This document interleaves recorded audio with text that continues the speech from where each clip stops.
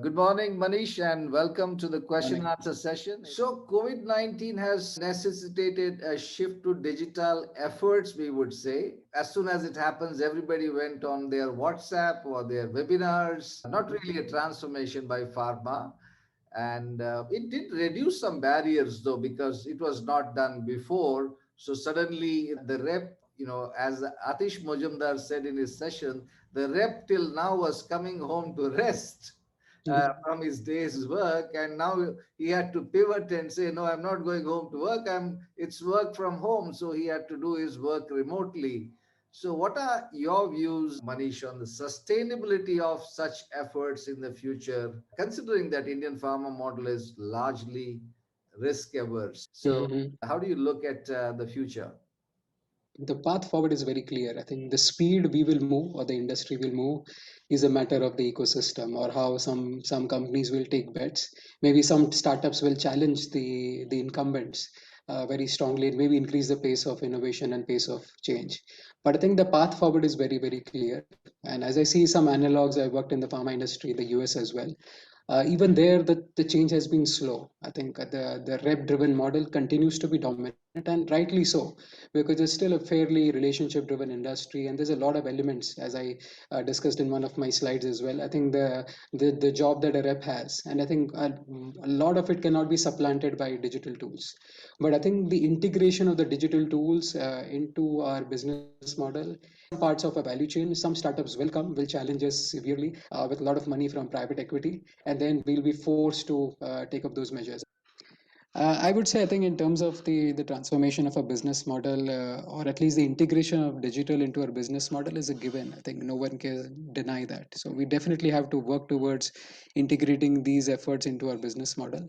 The speed and the velocity of how individual companies will change and industry will change is a matter of how things move forward. And as I look at, I think other markets, I worked in the US pharma market. Even there, I think the physical rep-driven model has sustained. I think, but the surround sound around the rep, I think all the other enablements, all the other digital accessories around the rep have become a lot more robust, or I think getting robust over time. And that has been a journey for the last 15 odd years. I think I left the US pharma market around 10 years ago, but I think they've been working on it, and I think it has improved since then. And similarly for the Indian market, it will evolve. What is different from now and last 15 years? We have a lot of startups that will come and challenge us with a lot of money from private equity and really push the thinking on our business models, and I think challenge the incumbents. And I'm sure that will drive the change, and that will drive the speed of innovation in this market. And I don't think there is a choice but not to think about digital, integrate digital as much as we can. And how it evolves, how we get value is possibly, I think, is for all of us to learn. Yeah, great. I fully agree with you because Samish Menon, when he talked about his two pilots, he said that we asked him a question: do you see the rep being there in the pharma model? And he says, I don't see the rep going anywhere for the next 15 years at least, and that in Exactly. Europe. I think the only point here I would say is that the experience of the doctor with the company will definitely get a lot more digitalized over time. I think we have to all think about the experience of the customers, be it the doctors or the consumers as patients. So that experience definitely will get digitalized, and in that there will be some human element. There will be a rep on the ground, there will be a rep on the call, and all of those are, I think more practical calls we'll have to take. Whatever matters for that experience of that customer and experience of that consumer, and but that experience will increasingly get more and more digitalized. Yeah. And I think there will be a good number of doctors who will still prefer to meet the reps physically because at least I remember it may not hold good today, but back in the 80s when I used to meet doctors in smaller towns, we were the only kind of educated people they would get to meet in the small micro towns with just 10 doctors. So the moment we visited the doctor, he would say he would make us to relax, he would order for a cup of tea, and those days smoking was not such a bad thing, and he would even light up, and they would say that we appreciate the reps coming, and it's a welcome relief for us from the tedium of seeing patients.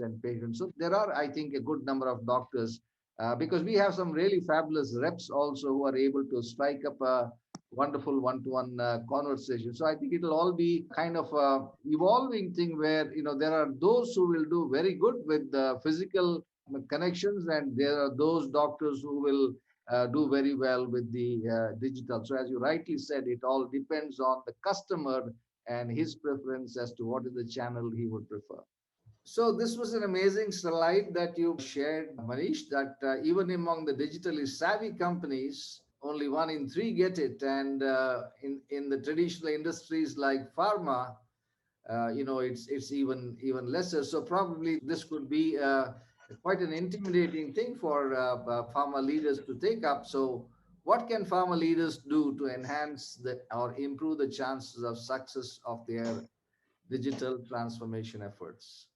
Yeah, I think I would put the analogy to I think our pharma industry in terms of us launching new products. So I think to some extent, I'm not scared about the 10% or the 30%. I'm sure I think if you look at the industry stats, only 20% of the products launched by the industry become successful Absolutely. at a company level. So we are used to, I think, at a product level, we are used to, I think, launching, learning, failing, and then discontinuing the products, or launching, being successful, and making a big brand out of it. And I think we have learned that model on the physical side. There is a new molecule or a new formulation. We quickly launch, want to be the first to launch in that model because there is value associated with it. There's a potential value associated with it, and thus I think we are okay to fail. I think there, I think we're not as sort of harsh on ourselves. Are you fail? We're okay with 20-25% success rate. So I think in a little bit more uncertain world, which is the digital world, where the value, I think where the path to value is not clear, I'm sure the success rate will be slightly lesser. But I think if all of us go with the same mindset as we go with the new products, that there is a pot of gold out there. So I would take as many strikes at that pot of gold as possible, and we'll quickly learn, fail, drop the product, and be okay with it. And I think if something is successful, we will feed more money into it. We'll give it more resource allocation. So I think it's just the mindset. I think that we are becoming too judgmental about the digital actions, while I think we are okay with the similar failure rates on the product side on a traditional business model. So I would say, I think if we apply the same lens, and I think be open with it, and I think avoid a little bit of the judgment of the new versus the old, this will become a lot more easier to accept. This will become a lot more easier to integrate within a leadership and within our business models. We continue to do these experiments with our, I think sometimes I think it might be with products, but many times it is with business models. Say my brand is going to specialty X, I do an experiment, I take it to specialty Y. My brand is doing well in north, I do the experiment, I take it to sort of the region south. And I'm sure, I think even that there is a certain amount of success rate, and we are okay and open, and we have metrics around it, and we just have to apply the same lens on the digital efforts. Great. I believe that new product launch could be one of the great ways to try the digital effort because you're starting on a clean slate.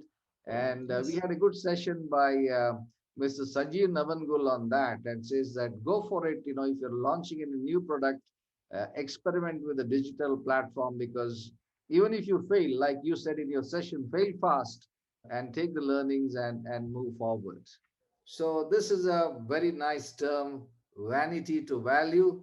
I think vanity part we are all very comfortable with. Everybody likes to carry a nice iPhone or whatever. So you Mhm. spoke of plenty of avenues to drive sales and marketing agenda. Mhm. Yet many pharma companies in India still bet on having mega sales forces and do not appear to optimize their sales forces. Somebody asked me sometime that what do you think, Anup, is the size of the field force? And the figure out there is about 3,50,000. But I Mhm. told him, look at the top 10 pharma companies itself. I mean, they have anywhere from 10,000 to 5,000. So in the top 10 itself, you have about 2 lakh plus reps. So my estimate is that even if you say that it's the top 200 companies that have 96% of the market share, my estimate is that there are a million people on the field there. Of course, I'm including devices, disposable, diagnostic. So, how do you think that this is going to change going forward? What are your views on how companies could balance investment and allocate resources to have adequate strategic focus on digital transformation? Otherwise, I think we will be still with the vanity efforts. Yeah, so I think here my perspective, as we discussed, I think the humble sales rep will continue to remain. And I think the lens I would take, I would again at some state, I think I'm a part of the industry now. So at some level, I'm not apologetic about the last Salesforce or the mega Salesforce that we have. But at the same time, I think if I look at it as a business leader, I would say definitely, I think any tools that are available to improve the productivity of my team, we should definitely look at it. And I think that is the lens I would take in terms of, I think, investing to improve the productivity of your Salesforce. Because as I think once we take it as a given, the Salesforce is going to stay. What all can we do and think experiments X, Y, and Z and the investments that you make to improve the productivity of these guys to the completely next level. I think, so first, I think we should not be apologetic about the Salesforce. And the second piece, we have to be open to the fact that I think a large part of the industry, the Salesforce is not productive. And that, I think, the lens of productivity is something that we should apply constantly to each of our divisions, to each of our sales team, and figure out what all that we can do beyond the physical world to enable and enhance the productivity of the team. And there's lot of things that we could do to really unleash that productivity. And I would take that lens, and I think that will be a lot more synergistic lens to our current thinking. But there's still a lot of value. So I think the one point that you're right, that the productivity is very less. And I think if we target that particular piece with all the digital efforts, I'm sure I think we'll get a lot more conviction and confidence. Great. I think that's a wonderful perspective and also a reassuring for many of the field force people, especially those who are in primary care. What you said makes a lot of sense that the humble medical rep still carries a lot of weight or importance given that he has got the relationship and that relationship matters a lot. I remember that I started my career as a primary care rep and in the 80s, and we were about 500 for the whole company, and then I was promoted to the oncology division, and suddenly I became very lonely because it was just five of us for all over the country. Wow. But my sales as a rep those days was something like 50,000, and when I came into oncology, it was virtually 10 times, because my territory was Tata Memorial Hospital. So I think going forward, the specialty areas, I think, are the ones which will go more for digital because those doctors themselves are more on the digital platforms. So that would be probably the low hanging fruit for pharma to go the whole hog of digital transformation. So, key barriers. Building digital capabilities is the cornerstone for successful digital transformation. What can pharma companies do to attract and retain the right talent? How do leaders ensure there is an adequate focus on building digital capabilities? Yeah, I think at this stage, I would say all of us are doing the talk, right? I think all of us, I think anyone in any industry, I think forget pharma is talking about digital, artificial intelligence, machine learning. But I think there's some industries that are much farther ahead. I think be it the finance, banking, consumer goods, those industries, the media, entertainment, those are much ahead in this journey. And definitely, pharma industry will have to borrow talent from that industry because to some extent, many of these skills are transferable because you have to understand the social media platforms, the platforms, as I discussed in my presentation as well, the multiple metrics that matter, how you pay the various vendors, how you pay the Facebooks and the LinkedIns of the world for leads and I think conversion of leads. So we have to get that expertise into our company. So I think finally, as we go and talk to people, as we go to other industries and talk to their talent, I think the big piece will be is the talk really getting converted into the walk. So I think all of us can do the walk, but I think if they don't see at least a direction where the company is moving forward, and I think where the company is making irreversible moves, that I think this is it. I think we have to have a big digital team, and I think that is the direction we are moving forward. It is not, I think, we will hire you for 1 year and we will be in probation and we'll figure out whether things are working or not working. I think the conviction and the commitment should be ki we are here and we are moving forward. I'm sure we will learn. I'm sure I think the productivity of our experiments will improve. But this is an irreversible one way journey. There is no coming back. And I'm sure I think if any one of us thinks that it is we can come back, I think we are fooling ourselves. We're fooling ourselves on the world. I think in any industry, I would say. I think be it teaching, be it banking, be it finance. Can we go back to the old world? We cannot. We all have to move forward. So at that level, I think companies should take that mindset and I think instill that confidence in the talent that they're hiring. That this is a one-way street, and I'm sure we will persevere and we'll continue to move forward until we get it right. Sometimes we will learn it ourselves, and I'm sure sometimes we'll learn it from our peers. But we know, I think we have to do this. Right. Great. That's wonderful to hear that this is a one-way street. There's no coming back from that. More or less like what happened when electricity came and disrupted the chimneys and the candles and everything. But I think a lot of people still persisted with the candles, and now candles are still used, but they are more of a decorative purpose. Yes, yes, So yes. so thank you very much, Manish, for taking time from your hectic schedule. Have a great weekend. And Thank you. I certainly look forward to interacting with you sometime in the future again. Thank you, Anup.